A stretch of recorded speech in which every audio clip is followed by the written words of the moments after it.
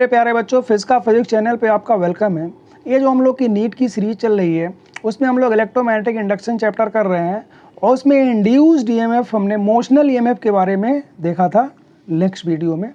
अब हम लोग देखते हैं कि जो ये रॉड है हमारा कंडक्टिंग रॉड जो मैग्नेटिक फील्ड में मूव करता था, जो कि सेल बन जाता था, तो उस सेल से हम करंट कैसे फाइंड करेंगे, क्योंकि वो जो सेल बन गया, अब सेल तो ओपन सर्किट में है क्लोज सर्किट बनाना पड़ेगा, क्योंकि सेल क्या है, एक सेल से क्या मिलेगा, जब तक करेक्ट कंडक्ट नहीं करोगे तब तक कुछ मिलने वाला थोड़ी ना है वहाँ पे, है ना।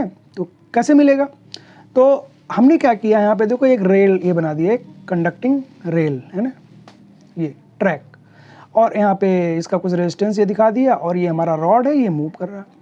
तो हमने बताया था कि ये रॉड जब मूव करेगा तो इसका ईएमएफ हो जाएगा, ये सेल बन जाएगा। और आपको अभी बताया था पिछले लेक्चर में कि अगर ये इस तरह से मूव करेगा तो P वाला एंड पॉजिटिव होगा, Q वाला एंड नेगेटिव होगा।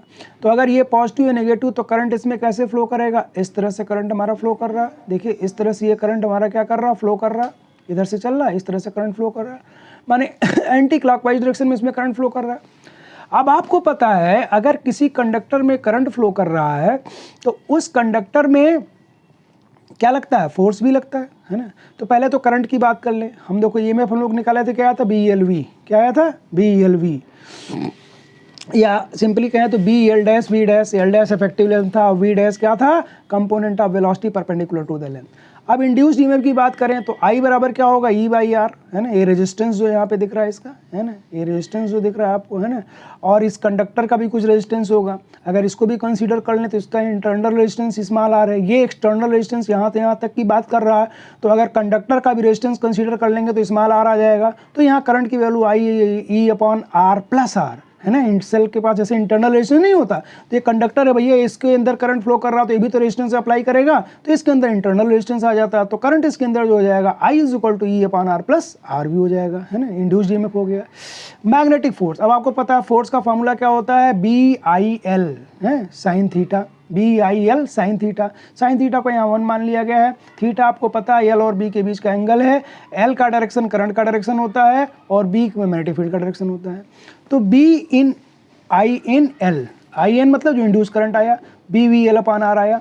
तो यहाँ फोर्स की बात करें तो क्या हो गया, B²VL²/R। ये फोर्स लग रहा है किस पे, कंडक्टर पे। जरा मैं डायरेक्शन दिखा दूँ कंडक्टर पे फोर्स कैसे लगेगा। L×B, करंट देखो कंडक्टर में कैसे फ्लो कर रहा है, नीचे से ऊपर, नीचे से ऊपर। तो L क्या है, J में, और B किस में है, माइनस के में। तो J×K क्या होगा, I, लेकिन माइनस लगा हुआ है तो क्या आएगा, -I। तो फोर्स देखो इसमें किधर लग रहा है, इधर लेफ्ट में। अगर हमको इसको आगे ले जाना है तो हम एक्सटर्नल फोर्स में इधर लगाना पड़ेगा। फिर से देख लो, मैग्नेटिक फील्ड जो फोर्स लग रहा है, मैग्नेटिक फील्ड के कारण जो फोर्स लग रहा है इसमें, वो किधर लग रहा है, L×B। L क्या है, J में, ये PQ हम Y एक्सिस मान रहे हैं, तो L और B क्या है, -K, तो J×-K। J×K क्या होता है, I, और -I लगा हुआ तो -I, माने मैग्नेटिक फोर्स किधर लग रहा है, लेफ्ट में। तो ये वायर को, कंडक्टर को इधर खींचेगा। अगर मैं इसमें मूव कराऊंगा इधर, तो इधर मूव कराऊंगा तो इधर ये खींचेगा। तो हमको फोर्स लगाना पड़ेगा एक्सटर्नल फोर्स। एक्सटर्नल फोर्स कितना लगाना पड़ेगा जी, जितना ये फोर्स लग रहा है। तो इसके लिए हमको क्या करना पड़ता है, पावर या वर्क, पावर निकालना पड़ेगा। पावर क्या होगा, rate of work done. Rate of work done क्या हो गया, तो force into displacement, force into displacement. तो डिस्प्लेसमेंट अपॉन टाइम, देखो force into displacement upon time, DW को क्या लिखेंगे, फोर्स इंटू डिस्प्लेसमेंट, नीचे DT आ रहा है, तो force into displacement upon time क्या होगा, वेलोसिटी। तो फोर्स इंटू वेलोसिटी, तो फोर्स तो हमको मिल ही चुका था, B²VL² और R, और एक यहाँ से V और आ गया, तो B²V²L² अपॉन आ गया। पावर = वर्क अपॉन टाइम, है ना। तो power dissipated through the resistance, माने थर्मल पावर, ये क्या होगा, गर्म हो जाता है ना, गर्म हो जाता है वायर, क्योंकि करंट फ्लो कर रहा है इसके अंदर। तो P = I²R, इससे निकाल सकते हैं। इसमें I करंट फ्लो कर रहा है, उसका रेजिस्टेंस R है, कौन सा, वायर में, है ना। यहाँ पे जो थर्मल रेजिस्टेंस डेसिपेट हो जाएगा। किसी भी वायर में जब करंट फ्लो करता है तो हीट के फॉर्म में गर्म हो जाता है। BVL² R I की वैल्यू रख दिया, BVL/R जो आया था इंड्यूस करंट, तो B²V²L² अपॉन आ गया। तो ये पावर क्या हो गया, थर्मल पावर, है ना, इलेक्ट्रिकल पावर जो यहाँ पे हुआ है। और power dissipated in moving the conductor, ये पावर कौन लगा रहा है, मैं लगा रहा हूँ, एक्सटर्नल एजेंट लगा रहा है जो उसको खींच रहा है ना। तो ये पावर की हो गई कहानी। समझ में आ गया? फिर से देख लो एक बार। ये कंडक्टर जो इसमें ये सेल बन रहा था, हम चाह रहे थे कि जो इसकी एनर्जी है उसका कुछ काम बने, है ना, उसे में करंट मिले।